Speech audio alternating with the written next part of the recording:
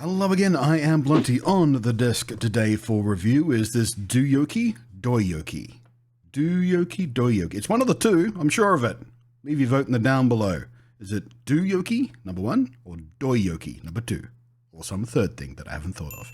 In any case, as you might be able to guess, it's a Nintendo Switch controller, a set of Joy-Cons, joined in the middle there by the little thingy, and it is inspired by the GameCube controller. Now, there are technically GameCube games on the Switch, but they tend to be remakes, completely remade to accommodate the Switch's controller layout and functions and whatnot, and not accommodate this kind of thing. There are certain games out there that certain hardcore people like to play with GameCube-style controllers. Smash Brothers springs to mind.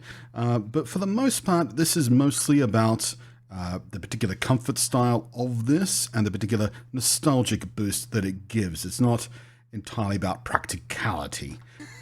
Seriously, I feel so clumsy. In fact, while I do like many things about the GameCube controller, and we'll talk a bit more about that in a bit, but the layout of the buttons with the great big A button and the little B button and then X and Y, that's going to be a hindrance to some games because, say, in Monster Hunter, for example, I can't play Monster Hunter with this control. The muscle memory is all wrong. I will often press A and X together to execute, special moves in Monster Hunter Rise for certain weapons. That's a little less easy to do with that, the way the buttons are laid out and the way my thumb wants to roll across two buttons at once. Little things like that you got to keep in mind. So it's not going to be for every game, it's not going to be for everyone, but for those people who it is for, is it going to be any good? Now, Doyoky is facing an uphill battle here because I happen to still have my original Nintendo GameCube Wavebird controller. This is not the stock controller, this is the wireless one that they released. This is one of the first party mainstream wireless controllers, and it remains one of the best to this day as far as I'm concerned. The battery life is extraordinary. It uses a dedicated receiver, so there's very little issues of what used to be very big amounts of lag in a lot of older wireless controller setups and things. It's got multi-channel, so you can use multi of them. I still use this controller to this day when I'm emulating GameCube games on my PC, and I do that via one of these little things, which is just basic little USB to GameCube controller port adapter thing. I'll try and find one of those on Amazon and leave it a link in the down below for you if you've not come across those before and you think, hey, that'd be handy. I've had that one for years, so I don't know whether I'll be able to link you to the one I use, but it's awesome. So yeah, this is my original one from when I originally had my GameCube itself. I didn't buy this as a replacement later on out of nostalgia. This is literally the controller. It's held up excellently over the years. Another Nintendo hallmark, the incredible robustness. And I still think this is one of the best controllers I've ever held. The way it sits in your hand is incredibly comfortable. I love that big A button in the middle. A lot of GameCube, a lot of games are just, you've got one main button. So having one main button underneath your thumb and then satellite with all the other buttons, that was a really nice way to actually play. Didn't love the thumbstick though, the C stick there. I wanted the cap on that. So that brings us to this, because this actually has multiple thumbstick options apparently in the box there for the C stick. So, but, like I said, it's an uphill battle because this is going to be my comparison point today. A original, GameCube controller from back in the day, which I still think is one of the best controllers I've ever had. So, let's have a look here. Simple packaging. It's a shame they didn't stick with the old cardboard packaging. More and more manufacturers are doing that these days and getting rid of this single-use disposable plastic. Dear, oh dear, oh dear. Few points off for that. Whoop. Okay. Okay, the replaceable thumbsticks are not on there particularly solidly. Oh, there they are. There we go. Let's zip those out. Oops, lost a few there. All right, we'll just pop those there, shall we? USB. Ooh, that's a very cheap and nasty USB cable. USB-C, by the way. That's, I'm not using that. That's a very, very awful feeling. Doyoky, step up your game. So, okay, first things, it's obviously much, much lighter than this because this is, for all its glory, reasonably heavy and bulky for a controller of its day, mainly because it took a pair of AA batteries. And I don't even have them in there at the moment, so it's a little bit lighter than what it usually is, but, all right, oh, okay. I didn't know it had back pedal thingies. I don't actually like where they're placed. They're very, very you know, they're right under my finger there, so they're good if I want to use them, but they're right where I grip too. So I'm just holding this thing, I'm accidentally pressing them. They need to be in a different spot, or they need to be much, much firmer, or they need to have a switch to disable them, like the other controller I reviewed quite recently. I'll link that down below for you. But yeah, the little Joy-Con, there we go. So that feels pretty much identical to how actual proper first-party Joy-Cons feel when it comes to sliding off. Seems reasonably well made. That's a USB-C charger right there. So you can yoink and yoink. The D-pad, ooh, hang on a sec. That D-pad is different. They've not stuck very loyally to the GameCube D-pad. It's bigger. It's not as proud. And, ooh, much, much, much mushier as well. It's actually got a bit of a click to it, but it just feels mushy. Whereas this is smooth. You know, it doesn't make a audible click, a tactile click, but it is very, very smooth. All right, let's see here. Well, the thumbstick feels pretty good. On their website, they claim to be using the same ALPS joysticks that are also used by major first-party game console brands. They don't mention who uses these. You probably Google it and find out, I suppose. But yeah, it feels pretty good.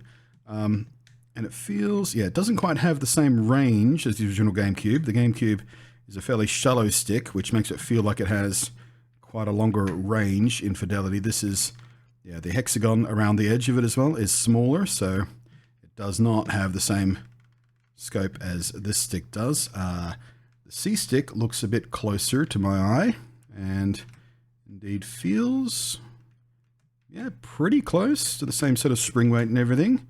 Of course, there's no click-in on the GameCube, so that's different.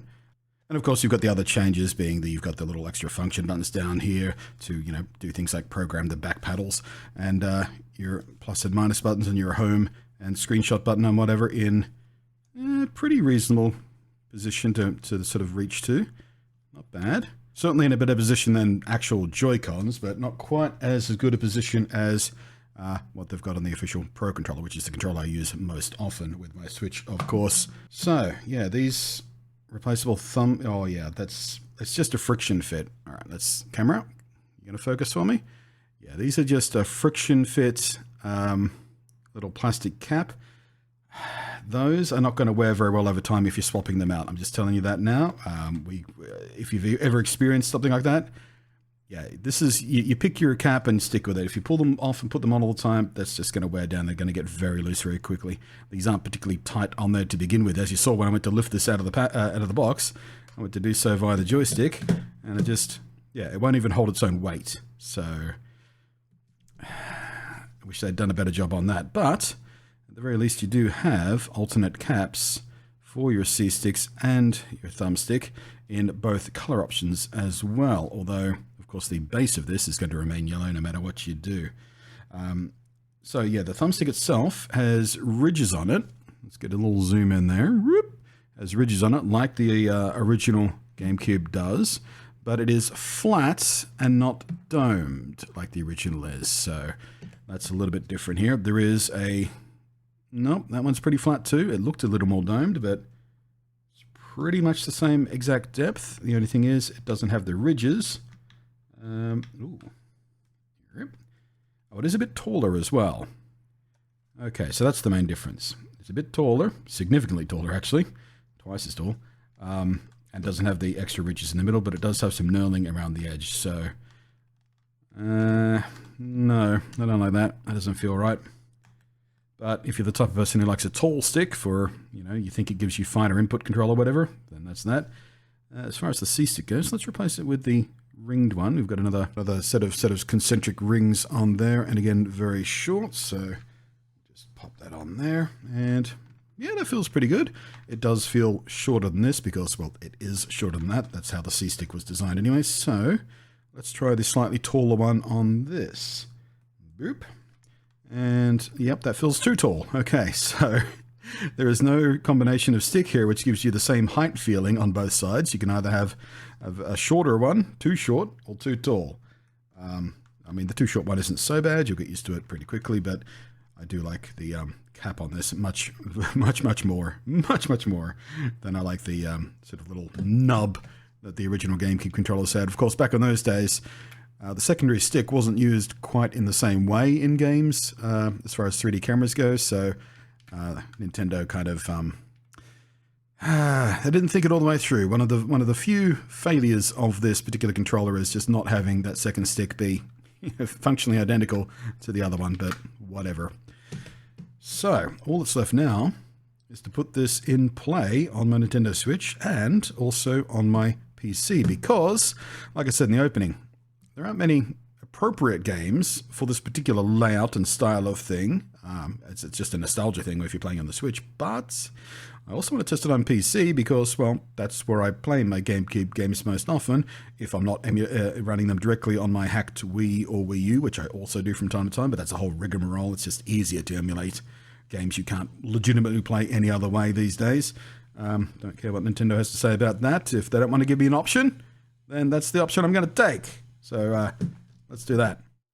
Man, I'll tell you this right off the bat. I love the way it sits in my hand. I've always loved the GameCube's lobe style thing and sort of open space here. It's always been very, very comfortable. The shoulder buttons feel very comfortable under finger, although it's how they're going to work in Monster Hunter is a question, because this game is designed to for the digital triggers of the Switch, of course. Feels alright. I'm a bit out of sorts on my muscle memory for the for the buttons, because obviously they're in a different position. There we go. I just fouled on it there. I am all out of sorts. I can't play Monster Hunter with this control. The muscle memory is all wrong. Oh dear. So, nope, don't need that button. I want this button. God. This feels ridiculous. My muscle memory is just not built for this particular control layout in this game. There we go. We're getting somewhere now. All right. I tell you what. That A button is very, very loud. What I should have done is done this in solo. Not screw up someone else's multiplayer hunt here. So, yeah, I mean, it feels fine. The sticks are probably the best part. Oh, I did screw that up a bit. That was the wrong button to press. Bit of a wasted opportunity, but it is just coolly, so what are we worried about here? Nope. Ah, God damn it. Seriously, I feel so clumsy. All right, I might just abandon this hunt so I don't screw this up for this other person. Whoever that was on the other side of that hunt, I'm so sorry for messing you around there. But yeah, I mean, the D-pad feels fine. The sticks, like I said, are easily the best part of this controller. The A button is very, very loud. The other buttons are not quite as loud, but yeah, that's a very distracting sound. I don't like that very much, but shoulder buttons and the triggers feel fine as well. So, tell you what, how about I just load up the old PC, we'll sync it up over the old blue teeth, and we'll get this into a GameCube game and see how we feel, hey? Better plan. Alright, there we go. That's better. A game designed for the GameCube controls. Shut up, Gabe. Stop picking someone up. Just let me have a wiggle, will ya? Jeez, impatient video games. What are you talking about?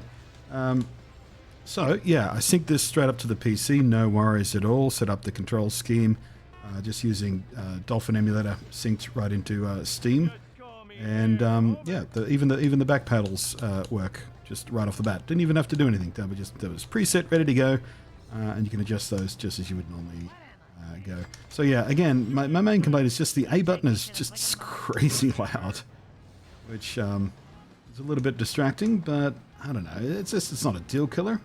Long story short, for the funny money you're paying for these, to get a Joy-Con that acts, behaves, feels generally like a GameCube controller, it's not bad.